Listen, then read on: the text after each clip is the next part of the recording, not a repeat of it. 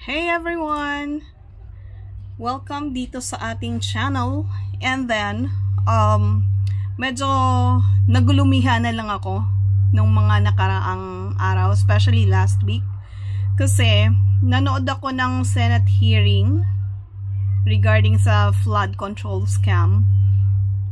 And then, may portion doon na si Senate President Tito Soto ay nag-grant ng legislative immunity sa isang sa mga resource person.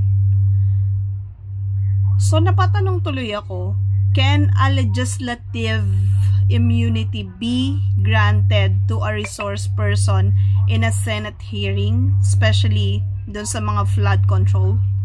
So nag-research ako and then napunta ako sa isang source ko dito sa Legal Information Institute of Cornell Law School in United States. Etang nalaman ko sa regarding legislative immunity. So the question is that, can a Senate President provide or grant legislative immunity to a resource person involved in a flood control project scam? Ayun yung question ko. So, ang sagot is, no, a Senate President cannot grant legislative immunity to a resource person involved in a flood control project scam. Legislative immunity is a legal doctrine that protects legislators from being sued for actions taken in the sphere of legitimate legislative activity.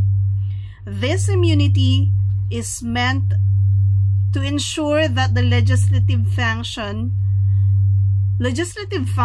can be performed independently without fear of outside interference. So according to them, here's a breakdown of why this is the case. First, scope of legislative immunity. Legislative immunity is primarily designed to protect legislators so they can perform their duties without fear of intimidation or legal repercussion. It does not extend to shielding non-legislators from potential criminal liability. Next, limitations. Legislative immunity does not cover actions unrelated to a legislator's duty or those that occur without lawful authority. A resource person involved in a scam is not performing a legitimate legislative activity. Next, whistleblower protection. There are existing protections for those who report waste, fraud, and abuse related to federal contracts, ensuring that contractors and grantees can safely report such issues. These protections are designed to encourage transparency and accountability. Next one, independent investigations. When allegations of corruption or scams arise, independent body or commissions are often formed to investigate the project. These bodies make recommendations for complaints that can be filed before the appropriate offices, such as an ombudsman or Department of Justice. So, in cases of flood control project scams, government officials and contractors may face criminal complaints under anti-graft and corrupt practices laws.